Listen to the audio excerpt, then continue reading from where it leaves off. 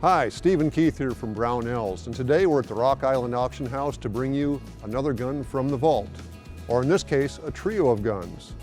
And what we have here is a trio of guns that were in the U.S. military trials of 1907. So let's start out on this side. This is a 1905 Colt. I'm sure you're familiar with these. This is the predecessor of the 1911. Without the 1905, there is no 1911. Gives you 7 or 8 shots very quick, full 45 caliber. Most powerful handgun of its day, really, as far as a practical package that you could carry on you. There were bigger pistols, like the Mars pistol that fired a bigger cartridge, but you wouldn't carry one very far. This was its direct competitor. This is the Savage in .45. If this looks familiar, well, Savage sold about 1 jillion of these shrunk down versions in .32 automatic. Yes, that was their 1907. That's right, and this is basically the large 1907 in .45 caliber, and it's a beautiful gun. This particular one has been professionally restored, and we chose it because it shows what these guns looked like originally. They were beautiful, and this is a beautiful job. All the lettering, sharp edges have been preserved. Everything is just as it should be. This example here, same gun, that's pretty much how they show up in regular condition. They've been used a lot, they've been handled by troops, they've been gone through numerous collectors over the years. There was a time when you couldn't give one of these away, and now they're worth buckets of money.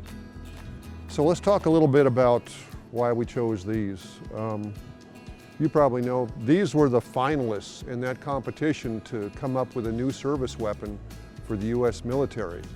Now, the bad thing was nobody got it completely right. They still said, go back, do your homework. They went back to Colt and Savage and suggested a lot of improvements. And that's how we did get the 1911 finally. We got the 1911 original version and then later the A1. This gun was improved slightly, but it stayed basically the same, and it was no longer competitive. By the time Colt and Browning got done modifying the 1911 to the version we know today, there was no turning back. It was the clear winner. Yeah, it obsoleted these guns real quick. Yeah, if you ever shot the two, the Colt's so much easier to manipulate. Now this one right here, this is basically a scaled up version of the 1903 pocket hammer, isn't it? That's right, that's exactly what it is. In fact, I have a pocket hammer, which I'm in love with. This has still got a lot of the original Colt finish. It's got that shine to it, that shimmer. It just draws your eye like a precious stone. Beautiful workmanship, you know, basically a hand-built gun from machine parts. Everything fitted carefully. Caliber .45, rimless, smokeless in the old nomenclature. Just a pleasure to hold. Now these were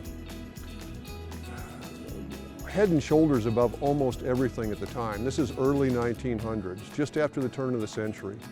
And there's not much out there that's practical. You got the broom handle Mauser and the Luger are practical pistols, and they're both small caliber. They submitted samples to the U.S. military for consideration, but Luger for a time produced a couple prototypes in .45 automatic, but they didn't stay the course and they dropped out of the competition, if I remember right. So this, what was left, the Savage and the Colt, and they went on. Colt improved its design, and man, the rest is history. Yeah, Savage just kind of fell by the wayside. It did, indeed. That's what makes them rare and eminently collectible right now. So I don't think more than a few hundred of those were ever made. No, very rare.